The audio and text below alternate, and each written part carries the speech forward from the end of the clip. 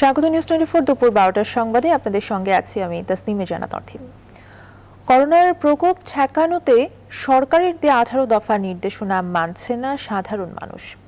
রাজধানীর বড় বড় পাইকারি বাজারগুলোতে জনসমাগম থাকলেও সেই স্বাস্থ্যবিধি মেনে চলার কোনো নিয়ম কতটা মানা হচ্ছে করোনার নির্দেশনা জানাচ্ছেন আলী তালুকদার। হঠাৎ বেড়ে যাওয়া করোনার প্রকোপ ঠেকাতে সরকারের নির্দেশনা রয়েছে 18টি। নির্দেশনা মেনে চলতে বারবার বলা হলেও তা কতটা মানছেন রাজধানীবাসী? রাজধানীর কারণ বাজারের রাতের চিত্র এটি। দেশের বিভিন্ন জেলা থেকে আসা ব্যবসায়ীদের মাঝে নেই করোনার নিয়ম মেনে চলার কোনো বালাই। মাস্ক পরি ভাই, হয়তো উস্তের ক্যারেট আনার সময় আছে যে পড়িছে। করোনার ভিতরে তো আর মাস্কের ভিতরে তো কোনো সমস্যা নেই, আল্লাহ নিলে এমনি নেব। গুলিস্তানের আরেকটি পাইকারি মুরগির বাজার। বাতাসের দুর্গন্ধে যেখানে পথচারীদের নাকে কাপড় দিতে হয়, সেখানে করোনার প্রকোপ থেকে বাঁচতে অনেকের মুখেই নেই মাস্ক। দেখেন অবস্থা, মাস্ক পরার তো সময় নাই। কাজ করবো মাস্ক লাগাবো, গরমে তো সিদ্ধ হয়ে যেতেছে। নির্দেশনা রয়েছে অথচ নেই এর কোনো বাস্তবায়ন। সংক্রমণ রোগ বিশেষজ্ঞ জানান করণীয় সম্পর্কে। কঠিন ব্যাপারটাকেই আমাদের আয়ত্তে আনার জন্য সর্বাত্মক চেষ্টা করতে হবে। সরকার, জনগণ, জনপ্রতিনিধি সকলে মিলে যে বাংলাদেশকে করোনা থেকে, এই মহা দুর্যোগ থেকে রক্ষা করতে হবে। আমরা যদি একটা জাতীয় ঐক্যমত্য পোষণ করে এগিয়ে যাই তাহলে অসম্ভব নয়। বিশেষ প্রয়োজন ছাড়া রাত 10টার পর বাইরে বের হতে নিষেধাজ্ঞাও মানছে না সাধারণ মানুষ। আলী তালুকদার, নিউজ 24, ঢাকা।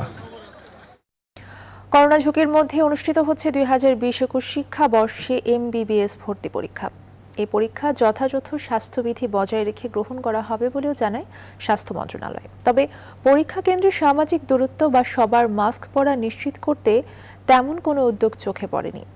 স্বাস্থ্যমন্ত্রী জাহিদ মালিক ইতিমধ্যে জানিয়েছেন, এই ভর্তি পরীক্ষাটি স্বচ্ছতা ও স্বাস্থ্যবিধি ঠিক রাখতে সরকারের পুলিশ বাহিনী, গোয়েন্দা শাখা, শিক্ষা বিভাগ, বিদ্যুৎ বিভাগ সহ সংশ্লিষ্ট সব শাখা মিলে টিমওয়ার্ক ও কোঅর্ডিনেশনের মাধ্যমে কাজ করবে। তারা পরীক্ষা কেন্দ্রে ও কেন্দ্রের আশেপাশে এলাকার স্বাস্থ্যবিধি বজায় রাখবে। পরীক্ষার আগে সামাজিক মাধ্যমগুলোতে যেন কোনো গুজব ছড়াতে না পারে, সেই ব্যাপারেও সরকারের সংশ্লিষ্ট বিশেষ শাখাগুলো কাজ করবে। এবছর মেডিকেলে ভর্তি ইচ্ছুক পরীক্ষার্থীর সংখ্যা 1,22,874 জন। পাশাপাশি এই বছর করোনার কারণে সবার স্বাস্থ্য সুরক্ষা নিশ্চিত করতে কেন্দ্রের সংখ্যা 19টি এবং ভেন্যু সংখ্যা 55টি করা হয়েছে।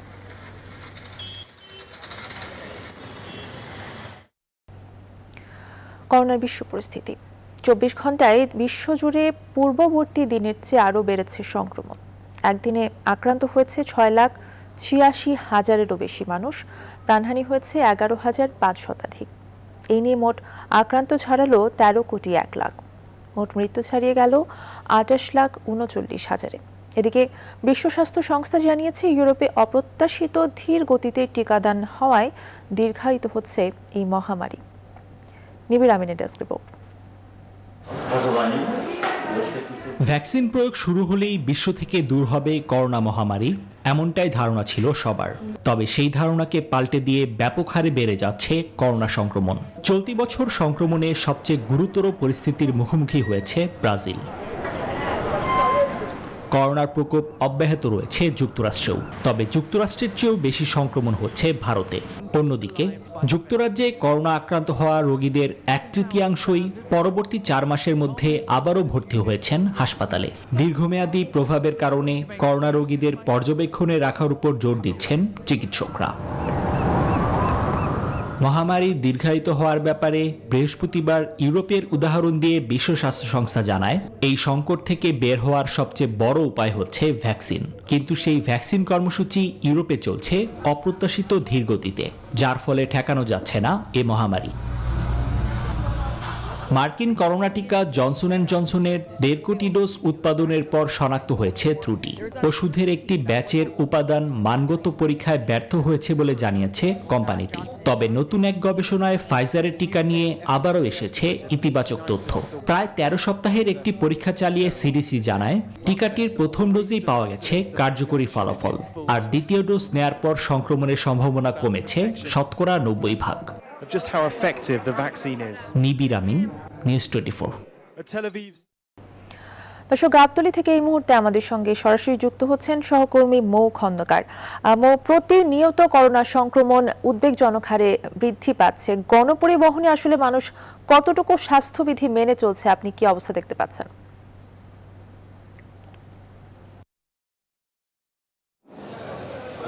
আপনি যেমনটি বলছিলেন, গাবতলীর প্রায় সব জায়গায় বিশেষ করে পরিবহন সেক্টরগুলো যে আছে প্রত্যেকটি জায়গায় আমি ঘুরে দেখেছি। এর মধ্যে প্রায় ম্যাক্সিমাম জায়গায় কিন্তু করোনা যারা মানছেন না, করোনার ঝুঁকি যে রয়েছে সেটি কিন্তু মানছেন না। ম্যাক্সিমামের মাথায় তাদের মুখে কিন্তু মাস্ক নেই এবং তাদেরকে বলা হচ্ছে যে কেউ কেউ বলছে যে তারা জীবন নির্বাহ তাগিদে কিন্তু তারা মূলত মাস্ক পরছেন না এবং তারা তাদের কাজে বের হয়ে যাচ্ছেন। আবার আমরা দেখেছি যে যারা বিশেষ করে যারা বাসের ড্রাইভার রয়েছেন এবং যারা কাউন্টারে ভেতরে যারা বসেন তারাও কিন্তু ম্যাক্সিমাম যারা স্বাস্থ্যবিধি মেনে চলছেন না। কিন্তু সাধারণ জনগণকে আমরা লক্ষ্য করেছি তারা কিন্তু প্রায় সবাই স্বাস্থ্যবিধি মানার চেষ্টা করছে, কিন্তু বিশেষ করে কাউন্টারগুলোতে কিন্তু স্বাস্থ্যবিধি মানার কোনো আমরা বালাই দেখছি না। যখনই দেখা হয় যে অভিযান পরিচালনা করা হয় তখনই কিন্তু তারা মুখে তাড়াতাড়ি মাস্ক পরে নেয়। তো এইখানে আপনাকে একটু দেখাতে চাই যে আমার ঠিক সামনেই যে লোকটি কথা বলছে কাউন্টারের ভেতরে, তার মুখে কিন্তু কোনো মাস্ক নেই এবং তার কিন্তু মানে করোনা ঝুঁকি কিন্তু রয়ে গেছে। তিনি কিন্তু ক্যামেরা দেখেই কিন্তু মাস্কটি পরে নিলেন। এই বিষয়ে আমরা একটু কথা বলতে চাই। মাস্ক আমরা সবসময় পরি, কারণ আমরা ভোর 5টা বাজে আসি, তো এটা পড়তে পড়তে আমাদের কানের নিচে দাগ পড়ে গেছে, অতিষ্ঠ অবস্থায় আছি। মাস্ক পরি, আমরা সামাজিক দূরত্ব ঠিক রাখি, এখন পড়তে পড়তে কানের নিচে দাগ পড়ে গেছে, ব্যথা হয়ে গেছে। ধন্যবাদ। আমরা মাত্র কথা বললাম এখানে যারা কাউন্টারের লোকজন আছে তাদের সঙ্গে, তারা কিন্তু বলছেন যে তারা কিন্তু স্বাস্থ্যবিধি মেনেই তারা মাস্ক পরছেন ঠিক মতো এবং সামাজিক দূরত্ব যেটা সেটা বজায় রাখছেন। কিন্তু আমি সকালে বেশ কয়েকটি পরিবহন সেক্টরে ঘুরে দেখেছি তারা কিন্তু যে মিনিমাম যে দূরত্ব বজায় রাখা উচিত সেই দূরত্ব কিন্তু তারা মানছেন না এবং পাশাপাশি অনেকের মুখেই আমরা মাস্ক দেখতে পাইনি, কিন্তু জনসাধারণের মুখে কিন্তু তারা মাস্ক পরেছে এবং তারা অনেকেই সামাজিক দূরত্ব মেনটেন করছে। তো এই ছিল আমার কাছে গাবতলী থেকে এখনকার মতো সর্বশেষ খবর। অর্থী। ধন্যবাদ আপনাকে। আমাদের সঙ্গে গাবতলী থেকে সরাসরি যুক্ত হয়েছিলেন সহকর্মী মৌ খন্দকার। 50টি ডাকাতির মামলা, কোটি কোটি টাকা লুটের ঘটনা ঘটিয়েছে কুখ্যাত ডাকাত চক্র হাফ প্যান্ট পার্টি। 10 বছর ধরে খুলনা সহ রাজধানীর পার্শ্ববর্তী এলাকাগুলোতে ডাকাতি করে আসছিল চক্রটি। তাদের টার্গেটে ছিল বিদেশ প্রবাসীদের বাসাবাড়ি। এই চক্রের 3 সদস্য গ্রেফতার হলেও মূল হোতা রয়েছে এখনো ধরাছোঁয়ার বাইরে। সজীব রহমানের ক্যামেরায় নাইম আজিকর প্রতিবেদন। গেল মাসের 4 তারিখ রাত কেরানীগঞ্জের রামেরকান্দা গ্রামের রাস্তার গভীর রাতে হাফ প্যান্ট পরে হাঁটাহাঁটি করতে দেখা যায় 9 জন যুবককে। তাদের হাতে গ্লাভস, মুখ কাপড় দিয়ে ঢাকা। সেদিন রাতেই জানালার গ্রিল কেটে শাহাবুদ্দিন সহ পরিবারের সবাইকে হত্যার ভয় দেখিয়ে নগদ 11 লাখ টাকা, বিদেশি ডলার ও 33 ভরি সোনা নিয়ে যায় ডাকাতদের দল। একই ধরনের ডাকাতের ঘটনা ঘটে দোহার, নবাবগঞ্জ, খুলনা সহ বিভিন্ন এলাকায়। পুলিশ বলছে দীর্ঘ 10 বছর ধরে এই চক্রটি খুব নিপুণভাবে ডাকাতি করে আসছে। কোনো প্রকার আলামত যাতে না থাকে সেজন্য চক্রের কেউ মোবাইল ফোন ব্যবহার করতো না। 2-3টা অনলাইন প্ল্যাটফর্ম আছে যেগুলো তারা ব্যবহার করে। তারা ওই যে আমরা বারবার বলি যে মোবাইল থেকে ধরা পড়ে, এই জন্য তারা এখন মোবাইল ব্যবহার করেনি। এবং এর মধ্যে যারা ভ্যাটেরান ছিল 3 জন, তারা সবাই গ্লাভস পরে কাজ করেছে। এই যে আমরা বলি যে ফিঙ্গারপ্রিন্টের মাধ্যমে আমরা ধরতে পেরেছি, মোবাইল ফোনের মাধ্যমে ধরতে পেরেছি, এই জন্য তারা কিন্তু এইসব এখন বাদ দিয়ে দিয়েছে। তবে এই চক্রের মাস্টারমাইন্ড একজন, যে রয়েছে এখনো ধরাছোঁয়ার বাইরে। সেই মূলত ডাকাতির আগে বিভিন্ন চক্রের সাথে অনলাইনে যোগাযোগ স্থাপন করত, যাদের একটি গ্রুপ অন্য গ্রুপের কাউকেই চিনত না বলে জানান পুলিশের এই কর্মকর্তা। তারা একরকম ক্রিমিনাল ফিউজ ইউজ করে। ক্রিমিনাল ফিউজটা হচ্ছে আপনি এই যে ডাকাতিটা যেটা কেরানীগঞ্জে হয়েছে, এখানে মোট 8 জন বা 9 জন লোক ডাকাতি করেছে। এই 9 জন 2 গ্রুপে ছিল, এক গ্রুপ কিন্তু আরেক গ্রুপকে চেনে না।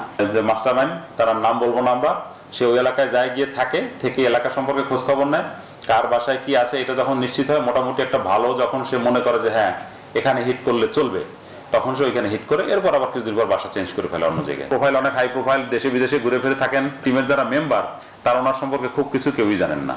এরই মধ্যে ডাকাতির এই ঘটনায় জড়িত সন্দেহে রুবেল, সোহাগ ও সোহেল নামে এই চক্রের 3 সদস্যকে গ্রেফতার করা হয়েছে। আর ডাকাতির মাস্টারমাইন্ড সহ এখনো ধরাছোঁয়ার বাইরে আছেন 5 জন। নাইম আলচিকো, নিউজ 24, ঢাকা। মহামারী উত্তর বিশ্বে ঝুঁকি প্রশমন, কর্মক্ষেত্রে সুযোগ হবে প্রসারণ। এই প্রতিপাদ্য নিয়ে এবার পালিত হচ্ছে বিশ্ব অটিজম সচেতনতা দিবস। মহামারীকালে অটিস্টিক মানুষদের স্বাস্থ্য সেবায় বিশেষ হেল্পলাইন চালু করার আহ্বান অভিভাবকদের, তাদেরকে ভ্যাকসিনের আওতায় আনারও আহ্বান তাদের। অন্তরা বিশ্বাসের প্রতিবেদন।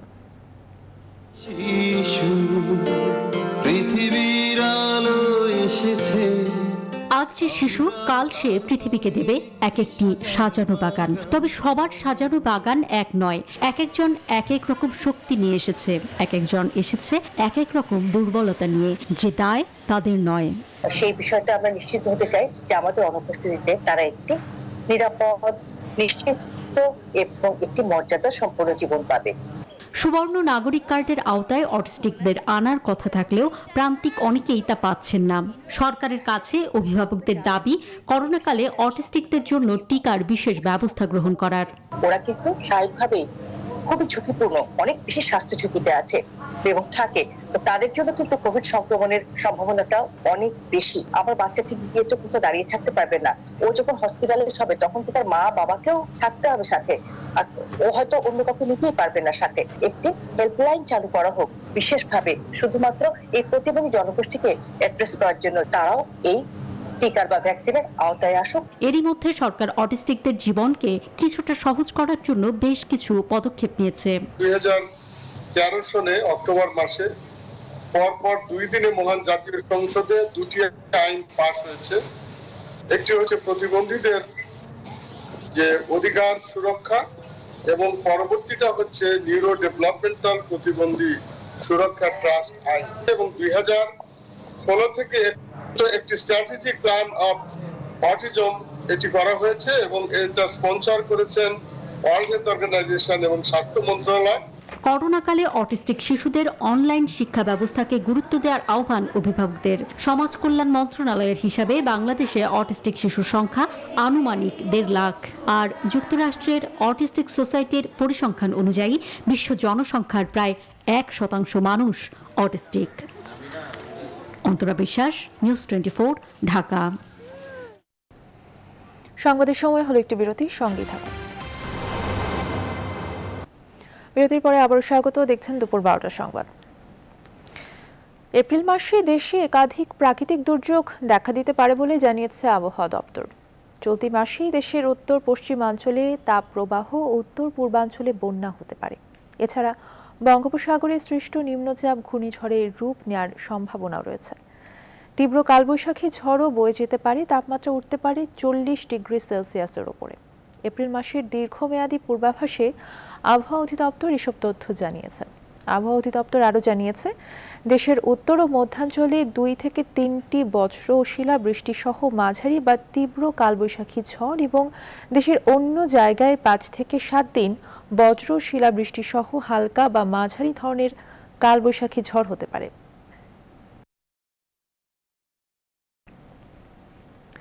কক্সবাজারের রোখিয়ায় রোহিঙ্গা শরণার্থী ক্যাম্প সংলগ্ন কুতিপালং বাজারে অগ্নিকাণ্ডে 3 রোহিঙ্গা নিহত হয়েছে। আগুনে পুড়ে গেছে 7টি দোকান। ফায়ার সার্ভিস জানায়, ভোরে কুতিপালং বাজারের একটি দোকানে আগুন লাগে। ফায়ার সার্ভিসের 2টি ইউনিট প্রায় 2 ঘন্টার চেষ্টায় আগুন নিয়ন্ত্রণে আনে। এ সময় 3টি লাশ উদ্ধার করা হয়। নিহতরা দোকান কর্মচারী বলে শনাক্ত করেন স্থানীয়রা। বৈদ্যুতিক শর্ট সার্কিট থেকে আগুনের সূত্রপাত বলে প্রাথমিক ধারণা ফায়ার সার্ভিসের।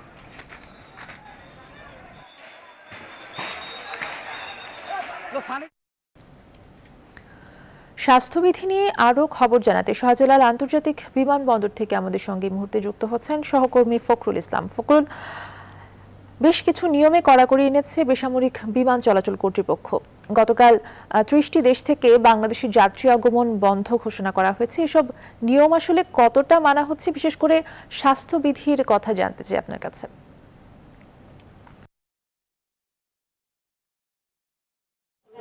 ধন্যবাদ অর্থী। আমি শাহজালাল আন্তর্জাতিক বিমানবন্দরে রয়েছি। আপনি জানেন যে 30টি দেশ থেকে ফ্লাইট বন্ধ ঘোষণা করা হয়েছে, যাত্রী আসবে না। তার মধ্যে আজকে ইউরোপ এবং ইউকে মিলিয়ে 6 জন যাত্রী এর মধ্যে এসেছেন এবং তাদেরকে প্রাতিষ্ঠানিক কোয়ারেন্টাইনে পাঠানোর ব্যবস্থা করা হয়েছে, আমাদেরকে বিমানবন্দর কর্তৃপক্ষ জানিয়েছেন।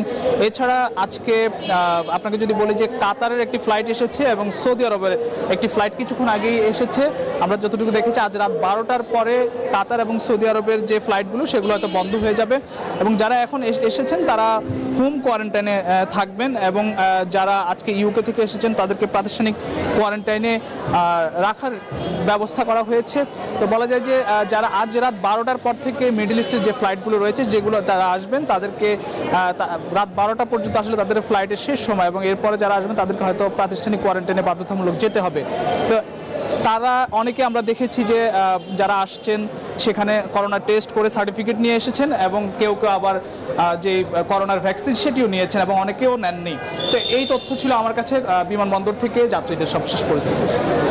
ফখরুল, ধন্যবাদ আপনাকে। শাহজালাল আন্তর্জাতিক বিমানবন্দর থেকে আমাদের সঙ্গে সরাসরি যুক্ত হয়েছিলেন সহকর্মী ফখরুল ইসলাম। এদিকে রাজধানীর শাহজালাল আন্তর্জাতিক বিমানবন্দরে 8 মাসের একটি শিশু উদ্ধার করেছে এপিবিএন। পুলিশ বলছে বৃহস্পতিবার রাত 2টায় সৌদি আরব থেকে এক নারী দেশে ফেরেন। ভোরে তিনি তার লাগেজ সংগ্রহ করেন, তবে সকালে বিমানবন্দর থেকে বের হওয়ার সময় শিশুটিকে ফেলে যান তিনি। সহযাত্রীরা জানান, পরিবারকে না জানিয়ে সৌদি আরবে বিয়ে করেছিলেন ওই নারী। সেখানে একটি কন্যা সন্তানের জন্ম দেন তিনি। বাড়িতে জানাজানির ভয় শিশুটিকে ফেলে যেতে পারেন বলে ধারণা সহযাত্রীদের। এবারে ফার্স্ট সিকিউরিটি ইসলামী ব্যাংক অর্থ বাণিজ্য সংবাদ। ভারত থেকে চিনি ও তুলে আমদানির নেওয়ার সিদ্ধান্তকে আবারও পরিবর্তন করেছে পাকিস্তান। কাশ্মীর ইস্যুতে তেমন কোনো অগ্রগতি হওয়ার আগেই নয়াদিল্লির সঙ্গে বাণিজ্য শুরুর সিদ্ধান্ত নেয় তুমুল সমালোচনার মুখে পড়ে আমদানি বাণিজ্য স্থগিত করল পাকিস্তান সরকার। হিন্দুস্তান টাইমস জানায়, করোনা থেকে সুস্থ হয়ে আবারও কাজে ফিরেছেন ইমরান খান। বৃহস্পতিবার কেন্দ্রীয় মন্ত্রিসভার বৈঠকে ভারত থেকে তুলা ও চিনি আমদানি করা হবে কিনা তা নিয়ে আলোচনা করা হয়। পরবর্তীতে পাকিস্তানের বিরোধী দল এবং কাশ্মীরবাসীর পক্ষ থেকে কঠোর সমালোচনা সৃষ্টির পর মোদী প্রশাসনের সঙ্গে বাণিজ্যের সিদ্ধান্ত স্থগিত করে পাকিস্তানের কেন্দ্রীয় মন্ত্রিসভা। আবারও বিরতি নিচ্ছি, সাথেই থাকুন। আবারও স্বাগত, দেখছেন নিউজ 24 দুপুর 12টার সংবাদ। এবার আন্তর্জাতিক প্রসঙ্গ। তাইওয়ানের পূর্বাঞ্চলের এক টানেলে শুক্রবার সকালে একটি ট্রেন লাইনচ্যুত হওয়ার ঘটনায় এখন পর্যন্ত 36 জন নিহতের খবর পাওয়া গেছে। এই দুর্ঘটনায় আহত হয়েছে অন্তত 72 জন। হতাহতের সংখ্যা আরও বাড়তে পারে বলে আশঙ্কা করা হচ্ছে। স্থানীয় দমকল বাহিনীর বরাতে জানা গেছে, প্রায় 350 জন যাত্রী নিয়ে তাইটুংয়ের উদ্দেশ্যে রওনা হয়েছিল ট্রেনটি। যাত্রাপথে হুয়ালিয়েনের উত্তরে একটি টানেলের মধ্য দিয়ে যাওয়ার সময় ট্রেনটি লাইনচ্যুত হয়ে যায়। মিয়ানমারে গেল 1 ফেব্রুয়ারি সামরিক অভ্যুত্থানের পর থেকে এখন পর্যন্ত জান্তা নিয়ন্ত্রিত নিরাপত্তা বাহিনীর হাতে প্রাণ হারিয়েছে অন্তত 43 শিশু। এমন পরিস্থিতিতে দেশটি শিশুদের জন্য আর কোনোভাবে নিরাপদ নয় বলে জানিয়েছে সেভ দ্য চিলড্রেন। নিহতদের মধ্যে খিন মায়ো চিট নামে 7 বছরের শিশুটি সবচেয়ে কম বয়সী। মান্দালয়ে প্রাণ হারানোদের মধ্যে 14 বছর বয়সী এক কিশোরও রয়েছে। এছাড়াও ইয়াঙ্গুনের রাস্তায় খেলা করার সময় জান্তা সরকারের গুলিতে প্রাণ হারায় 13 বছর বয়সী আরেক শিশু। আর এই ছিল এখনকার আয়োজন। এতক্ষণ সঙ্গে থাকায় ধন্যবাদ সবাইকে।